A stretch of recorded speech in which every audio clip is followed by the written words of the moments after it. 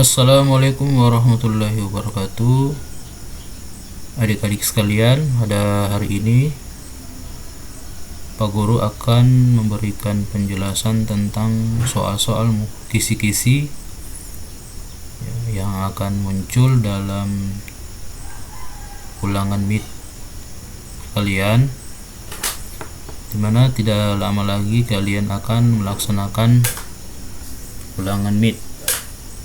Oleh karena itu, bagi yang mendapatkan video ini dan menonton video ini, mudah-mudahan bisa memberikan penjelasan tentang soal-soal kemungkinan yang akan muncul dalam ulangan MIT semester yang akan dilaksanakan beberapa hari ke depan. Seperti kita ketahui, di pembahasan MIT kita itu menyangkut tentang pembahasan sudut dan pembahasan tentang bangun datar, ya, dimana dalam bangun datar di situ menyangkut tentang sifat-sifat bangun datar dan tentang mencari keliling dan luas bangun datar tersebut. Oke, langsung saja kita bahas pada soal-soal ini. Di sini saya sudah membuat beberapa soal, ya, dan kita coba membahasnya satu persatu. Soal yang pertama, sudut yang besarnya 90 derajat adalah sudut titik-titik. 90 derajat itu kan kalian sudah tahu kan, sudut 90 derajat dia itu kan membentuk sebuah sudut siku-siku, ya. Jadi besar sudut 90 derajat itu kalau kita lihat dia tegak lurus atau membentuk sudut siku-siku. Sehingga pada soal yang pertama ini maka jawabannya di sini adalah sudut siku-siku, ya.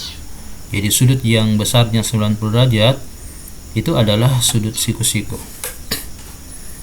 Kemudian kita lanjut soal yang kedua. Jika sebuah sudut lebih kecil dari 90 derajat, maka sudut tersebut disebut sudut, ya. Jadi kalau dalam pembahasan sudut itu akan ada beberapa jenis sudut, ya. Ya, diantaranya ada sudut lancip, sudut siku-siku, sudut tumpul, sudut lurus, dan yang terakhir adalah sudut refleks, ya.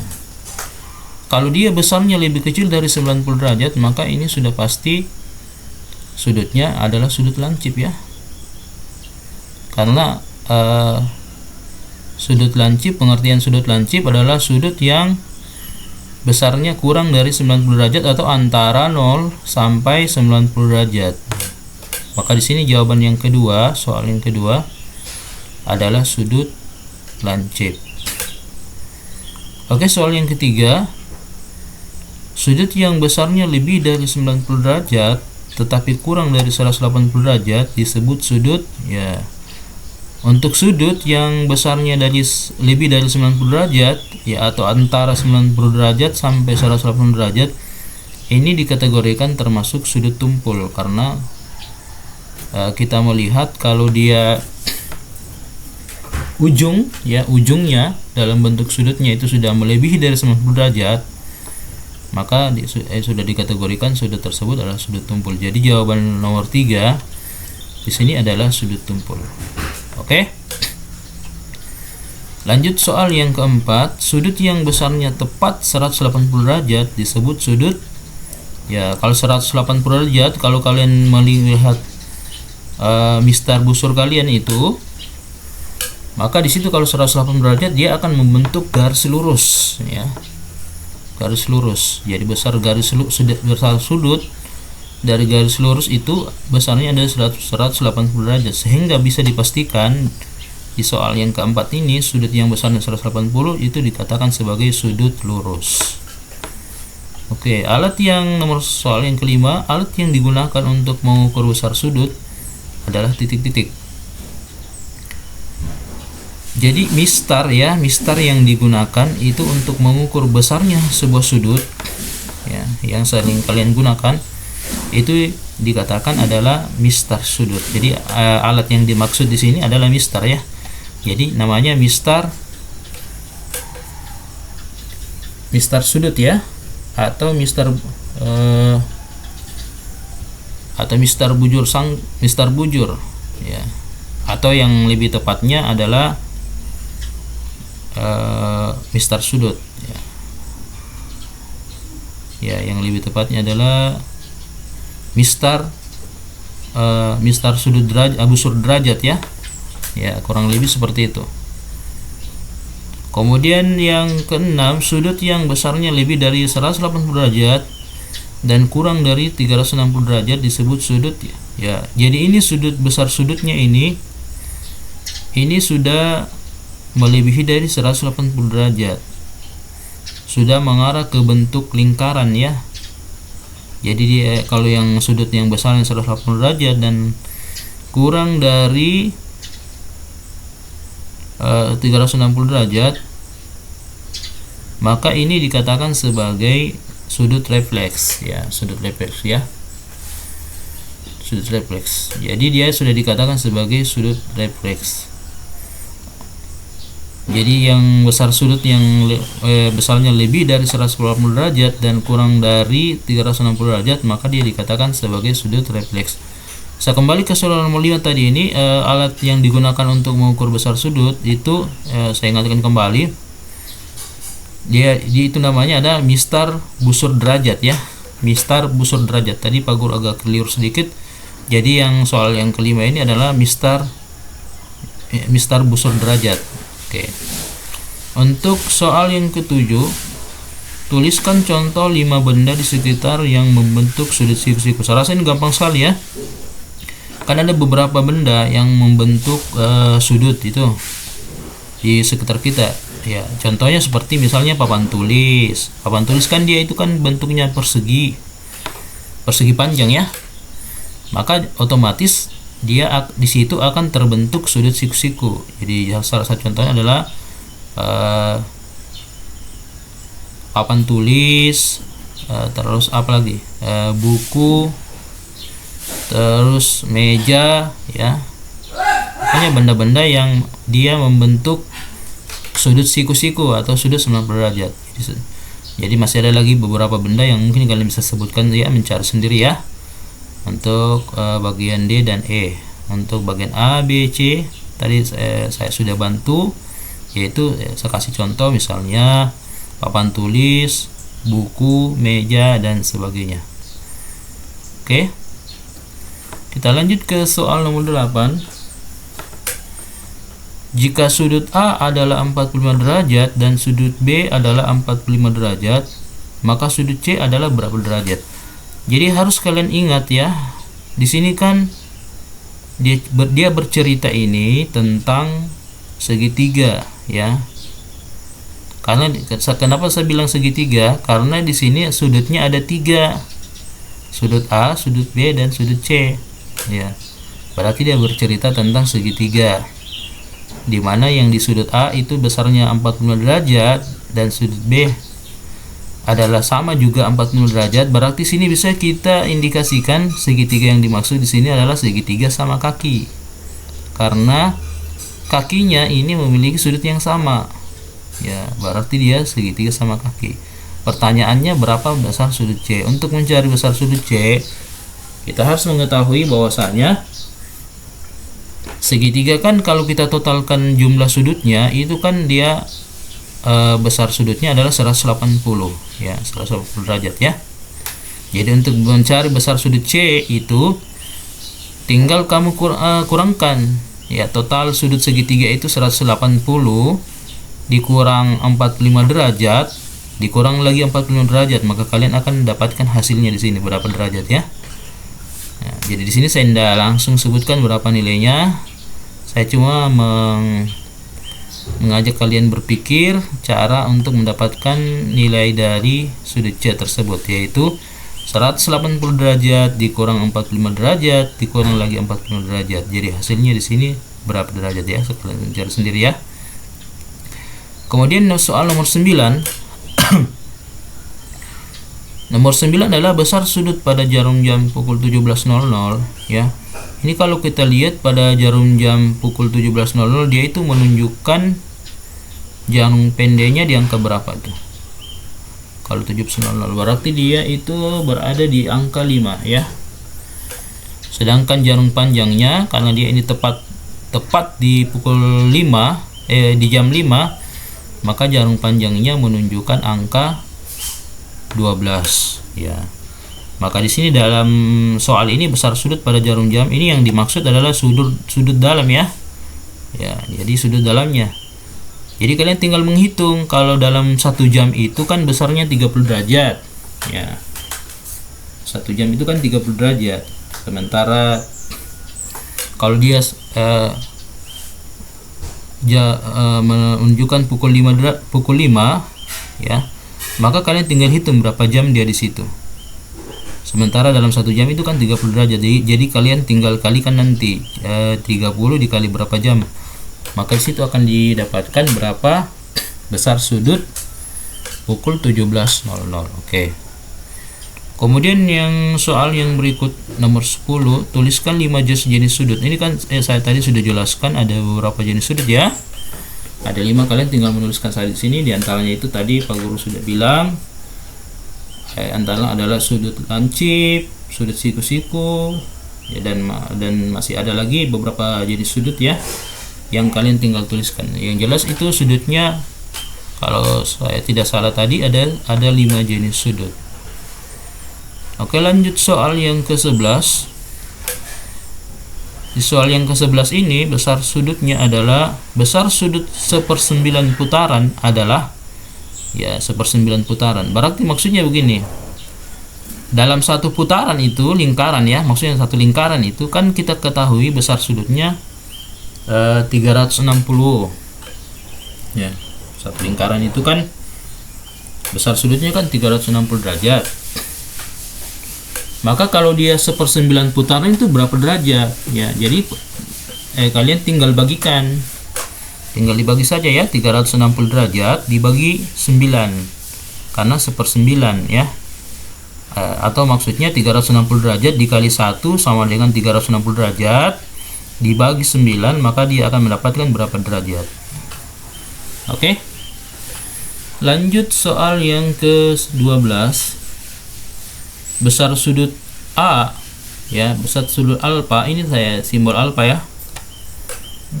Besar sudut ya alfa pada gambar di bawah ini adalah, kalian bisa lihat ini kan kalau kalian belajar tentang sudut ya, maka ini di sini kalian bisa lihat ini garis lurus ya, garis lurus. Garis lurus ini dibagi atau dibatasi oleh garis ini ya, yang dimaksud ya, atau dibagi 2 oleh garis. Tapi pembagiannya tidak sama ya. Di sini kalian sudah lihat bagian di sini itu kan besar sudutnya kan 120 derajat, maka tinggal berapa derajat yang di bagian sininya ya. Sementara kalau garis lurus kita ketahui besar sudut garis lurus itu adalah 180 derajat. Jadi untuk mengetahui berapa besar sudut di sini itu gampang saja. Tinggal kalian kurangkan ya, 180 derajat dikurang 125 derajat. Nanti akan didapatkan hasilnya berapa besar sudut alfa. Oke, lanjut. Nomor 13. Besar sudut beta pada gambar di bawah ini ya adalah ya seperti kalian lihat ini adalah gambar segitiga ya, segitiga. Di sini yang sudut sini sudah diketahui 70 derajat dan sudut yang sebelah sini itu 45 derajat. Berapa besar sudut yang di sini? Ini untuk mencarinya itu gampang sekali, karena kalau kita ketahui bahwa total besar sudut pada segitiga itu kan 180 derajat ya, atau 3 sudut ini. Sementara sudut ini sudah diketahui, jadi tinggal dikurangkan saja, yaitu 180 derajat dikurang 70 derajat dikurang 45 derajat, maka akan didapatkan berapa besar hasil sudut beta. Oke. Sampai di sini sudah paham ya dari penjelasan yang Pak Guru jelaskan, karena saya rasa ini jelas sekali ya. Kalian bisa, kalau muncul soal-soal seperti ini dalam soal MIT, maka kalian bisa menjawabnya. Oke, lanjut. Soal nomor 14. Sebuah segitiga siku-siku mempunyai alas 15 cm dan tinggi 8 cm. Dua segitiga tersebut adalah ini saya rasa gampang sekali karena kalian sudah tahu rumusnya ya. Rumus mencari luas segitiga itu adalah yaitu alas dikali tinggi per 2 atau 1/2 alas dikali tinggi ya. Sementara alasnya kan sudah diketahui 15, tingginya 8. Maka tinggal kalian perkalikan ini baru dibagi 2. Ya, itu hasilnya. Kalian akan dapat hasilnya. Atau bisa juga ini kan 15 dikali 8, jadi dibagi 2. Kalian bagi dulu salah satu bilangan ini, yang mana kalian bisa bagi 2. Ya, misalnya ini 8. Ini 8 kan bisa dibagi 2 ya. Kalau 8 kalau dibagi 2 itu kan dapat nilai 4. Ya, tinggal kalian kali 4 kali 15 itu dapat berapa. Jadi itulah hasilnya luas dari segitiga. Oke. Lanjut. Soal yang ke-15. Keliling bangun datar di bawah ini adalah, kalau keliling saya rasa itu kalian pasti tahu lah. Karena keliling ya dijumlahkan ya. Keliling dari sebuah bangun datar. Jadi ini kan yang dimaksud keliling tuh yang ini ditambah ini ditambah ini. Jadi kalian tinggal menambahkan saja. Setelah kalian menambahkan, maka kalian sudah dapatkan kelilingnya. Oke, lanjut nomor 16 ya. Ini di sini kalian bisa perhatikan gambarnya. Luas segitiga pada gambar yang diarsir di bawah ini adalah berapa satuan. Jadi ini memang sini tidak ada angkanya, karena yang disuruh cari satuannya saja. Satuan, berapa satuan. Maksudnya begini. Maksudnya ini kalau dia satu langkah seperti ini ya, ini nih. Ini, maka ini sudah dikatakan satuan ya. Jadi satu satuan, 2 satuan. Ini kan segitiganya yang diarsirnya, kalian perhatikan ini. Ini kan 1 satuan, 2 satuan, 3 satuan, 4 satuan, 5 satuan, 6 satuan, 7 satuan, 8 satuan. Jadi di sini kan disuruh cari luas. Luasnya itu kan rumus mencari luas segitiga kan alas kali tinggi dibagi 2. Toh? Sementara alasnya ini kalau kita hitung berapa satuan dia ini? 1 2 3 4 5, 6, 7, 8. Jadi dia 8 satuan alasnya. Sementara tingginya kita hitung dari sini. Ini tinggi ya. Dari bawah sampai puncak tertinggi. Tingginya ini bisa kita hitung berapa satuan dia? 1, 2, 3, 4 satuan ya. Jadi alasnya dikali tingginya dibagi 2, maka itulah akan didapat berapa satuan dia di sini ya. Saya rasa ini gampang ya, jadi kalian jangan bingung kalau tidak ada nilainya. Di sini dia itu hitungannya satuan ya, dengan adanya garis bantu kotak-kotak seperti ini atau garis kotak matematika ya. Ada istilahnya, kalian sudah tahu itu kan, ada buku yang suka digunakan untuk menggambar bangun-bangun datar ya. Oke, saya rasa kalian bisa menjawabnya ya. Soal nomor 17. Sebuah bangun datar persegi, sisinya 15 cm. Luas bangun datar tersebut adalah persegi ya. Persegi kan itu, kalau persegi sisinya kan dia sama ya. Ya, sisinya sama. Jadi untuk mencari luasnya tinggal pakai rumus luas dari persegi, yaitu sisi kali sisi. Sementara kalau sisinya sudah diketahui 15 cm, maka tinggal dikali saja ya, yaitu 15 kali 15. Nanti akan didapat berapa luas dari persegi tersebut. Oke, soal yang ke-18. Sebuah bangun datar persegi ya, persegi juga ya, sisinya 12 cm, keliling bangun datar tersebut adalah berapa. Jadi ini menggunakan keliling persegi ya. Keliling persegi itu adalah, kalian sudah tahu, adalah rumusnya adalah 4 kali sisi ya, 4 kali sisi. Sementara kalau sisinya 12, kalian bisa tinggal mengalihkan saja ya, maka kalian akan mendapatkan hasil dari keliling bangun datar tersebut.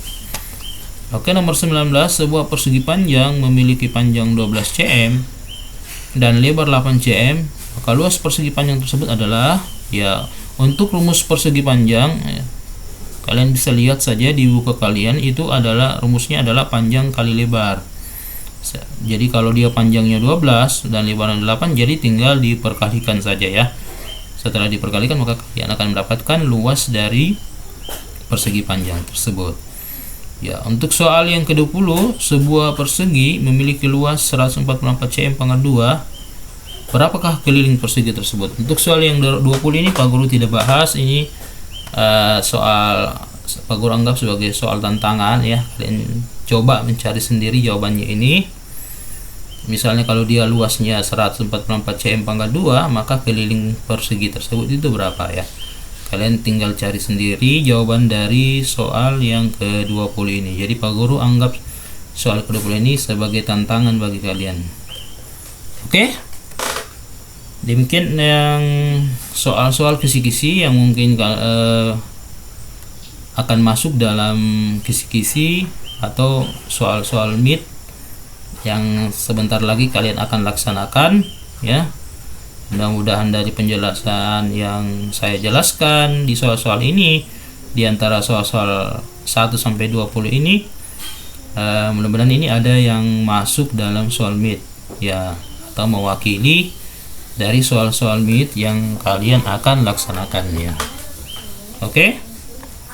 Semoga penjelasan dari Pak Guru hari ini bisa membantu kalian ya. Tetap semangat ya, senantiasa belajar dengan giat, jangan cepat bosan dengan kemampuan kalian, asah kemampuan kalian, latih kemampuan matematika kalian ya, karena dengan banyaknya berlatih maka kalian akan bisa menyelesaikan soal-soal yang kalian hadapi.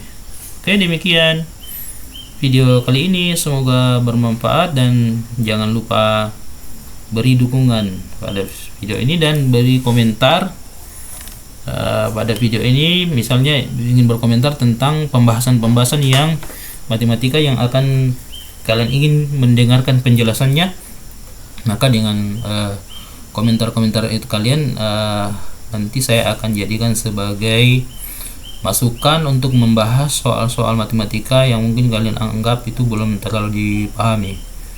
Oke? Jadi Pak Guru tunggu komentarnya ya di video ini. Mudah-mudahan ada yang berkomentar.